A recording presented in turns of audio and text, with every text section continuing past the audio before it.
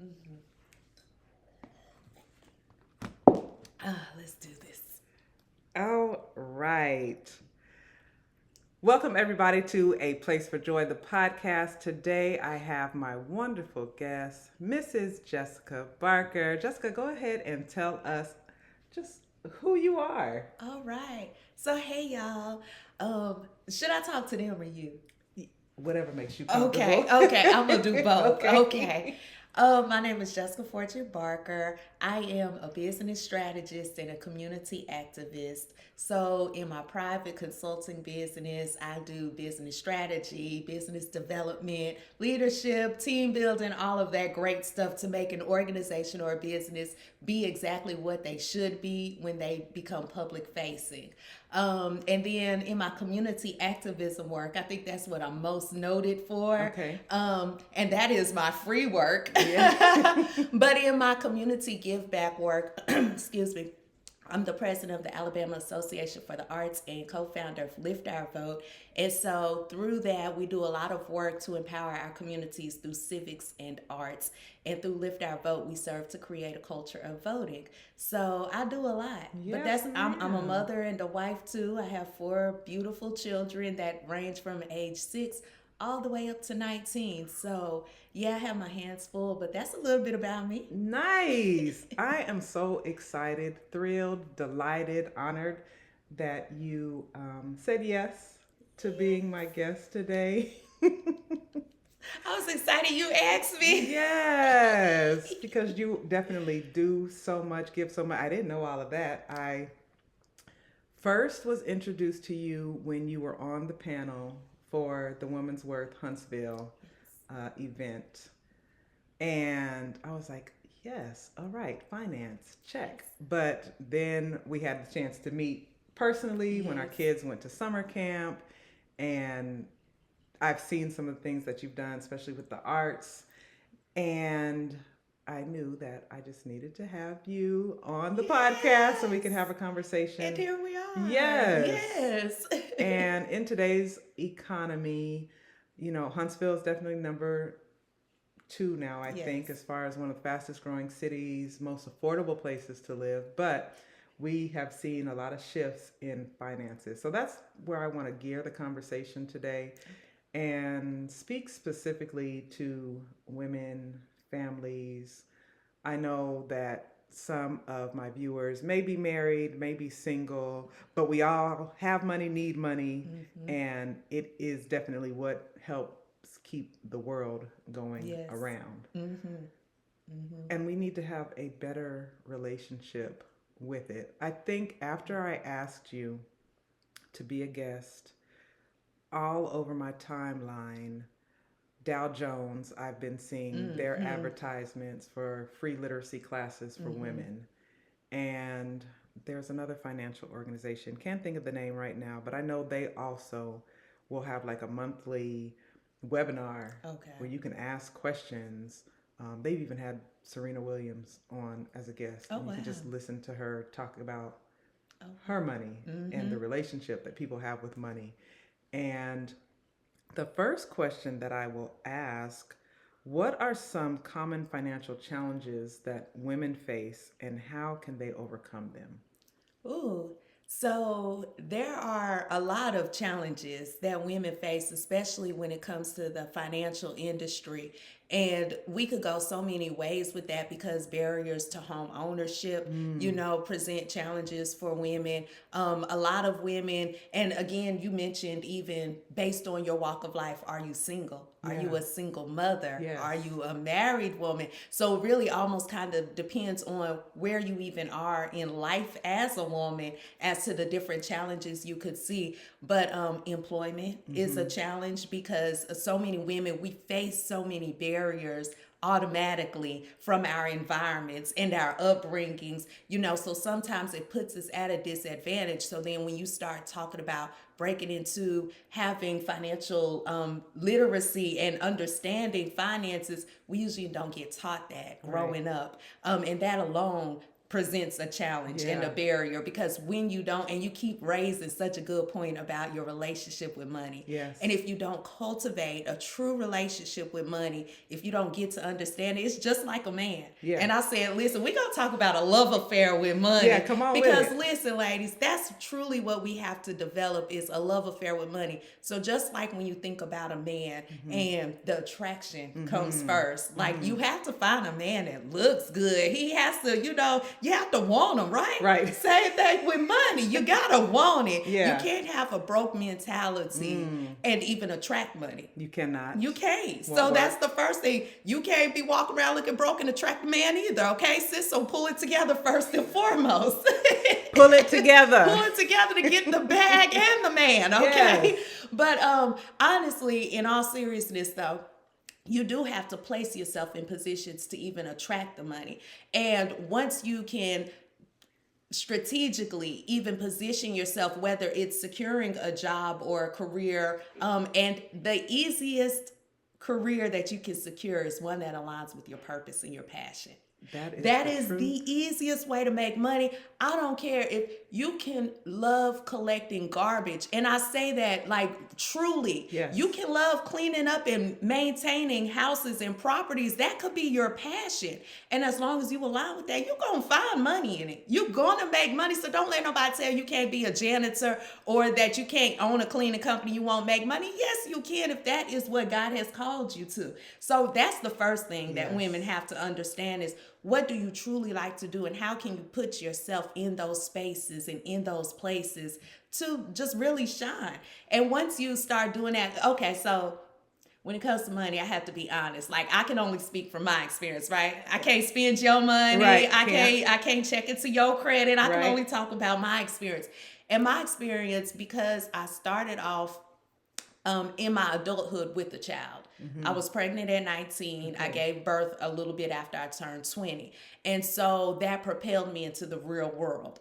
And so my relationship with money began as a single mother, because I was mature enough to understand that I could not stay under my mother's roof anymore. Now that I have bore another child into this world, that I had to be responsible enough to make things happen for myself. Now, luckily, my parents kept us around people that were financially literate. Even though they lacked the skills themselves, they understood the importance enough to expose us to that as children. So Lord, I remember going to conferences and all kinds of stuff, and we would be sitting there like, this is so boring. Yeah. But the nuggets that I remember picking up even as a young child Yes. in understanding budgeting came first. Okay. So that's first, ladies, budgeting, right? Right. Because you cannot even know how to spend your money and how much money you have if you're not budgeting and getting that clear picture. So I always challenge people that when you're starting your budgeting journey, because that's the hardest part, is starting any habit. I'm talking too much, Joy. You may have to cut me off. No, that's good. Because what I'm I in my hear, lane. no, and that's exactly where I want you to be. What I hear, two things. One, you always have to have a plan. And as coaches, we definitely understand what is the goal and how do we get there. That's the plan. What is your purpose? Does it align? How do we use this so that you can get there? And that's what that budget does. That's what the budget does. That's It helps you exactly get what the there. budget does. Yes. So you streamline. You look at all of your expenses. Yes. And when you're starting, you have to go back 30 days to find out where you are today, Yeah. right? So once you can start streamlining and you understand, okay, I don't have money left over at the end of the month, or I do have money left over at the end of the month, like you said, there you have your goal. Yeah. And so now you know exactly what you're looking at. So now you know, do I need to add more income? Do I need to find a hobby that's making money on the side, you know? And you kind of know how to go from there. Yeah. But back to that love affair with money, Yes. right? Because now we have attracted it. Now we're courting the money. Yes. When we create a budget, when we create and develop a savings plan, now we're courting the money. We're starting to use that money. We going out with that money. Yeah. We're spending the money. We're making the money. So we're starting to really understand how it works in society, right? I think one thing when you say courting the money, some people are like, what is that? Old school. you are dating with an intention. Mm. That's what courting It is. sure is. That's the difference between dating and courting, because dating can be casual. Mm-hmm. And when you have a casual relationship with money, you'll do anything with And you it. usually don't see it at the end. And It's gone. It's gone. It's gone. 2-3 days. Casual, All they right. ain't staying around. They are not staying around. Yeah. But when you are intentional with it and you're courting your money, yes, we are going to go out and have a good time, but we also have a plan for the future. Yeah, we're not going to expend it all at the end of the night. Yes. We're going to keep going with this thing. We're going to see how long we can stretch this $1 This out. $1, You know? right. So once you get to that courting stage, and then you take it up to that engagement stage, Yes. right? So now it's like, okay, I have a good savings. I have my emergency fund. Yes. Now I'm ready to take it a step further, and I'm really ready to dedicate. I'm Yeah. ready to go buy that home now. Yes. I'm ready to go buy that vehicle. I'm ready to make that long-term financial commitment, because as you are budgeting and you're building your savings account, there's another thing that people have to do. They got to play with that credit and understand the credit. Understand it. You got to understand. And people often think that if you get a good credit score, you're good. No, you're not, because credit fluctuates. So Yes. don't ever let anybody make you think that once you hit 700, you are smooth sailing. Yeah. Because you hit 700 and you go purchase a car, it's going to drop you down automatically, Right. because that's the beauty of credit. It fluctuates.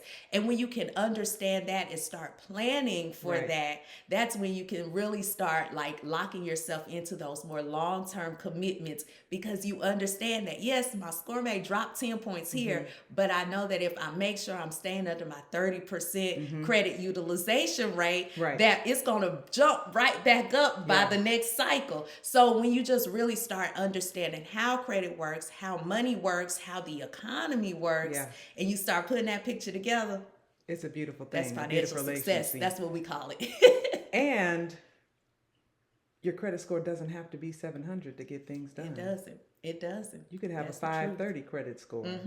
And still get things done. Now it's harder to get It's things harder. done, but please don't be discouraged that you can't get things done.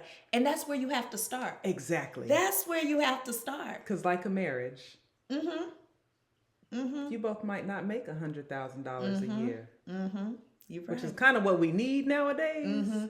Preach. So you might have to start off in the townhome before you buy the big house. Or like me, I started off in subsidized living in apartments. Tell the truth. Yeah. And honestly, it's where you start, and like you said, that goal. Yeah. As long as you keep that goal in mind, because I knew, like I said, I had a child young. And so when I moved out, that is where we moved. I moved to a subsidized living situation because I knew I didn't necessarily want to be in the projects. I didn't want to start my child with that experience. Yeah. But I knew I didn't have good credit. I Right. was young. I was just getting started with working. And so I knew we had to start somewhere.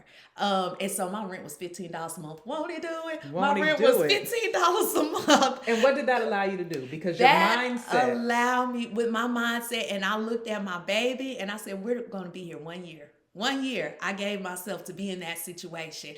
And that's when I developed my first budget. And I said, okay, when I developed my first budget, I'm not going to lie, y'all, was so depressed. I said, oh, how am I ever going to make it? Because I was working at that time. I want to say I was working at McDonald's and at the bank.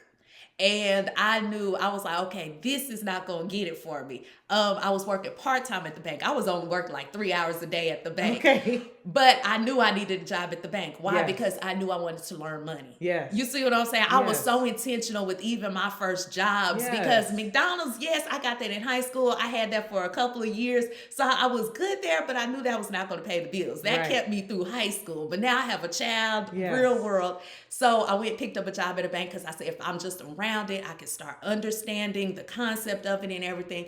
And then once I did that, I was like, okay, I need a night job too. Y'all was working 3 jobs. I worked 3 jobs. My mom kept my child most of the time. But $15 a month rent and 3 jobs, I was able to come out after a year. Yes. So I've Yes. never gone back to subsidized living once I was able to come out of that first year.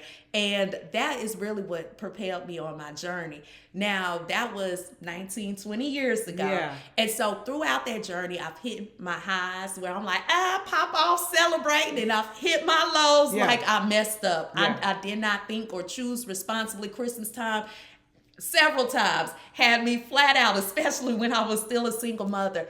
But by the time I met my husband, I had already developed my love relationship with money. Yeah. You know, so now that I was now meeting a man that I felt like I wanted to, you know, have that stable, permanent relationship with, I understood that because of my relationship with money, I was able to bring something just like he was able to bring something. So ladies, before you secure that man, secure that bag. We Secure right that back bag. to it. Learn to love your money. Yeah. Learn to love yourself. Yes. And then learn to love that man. There you That go. is so good.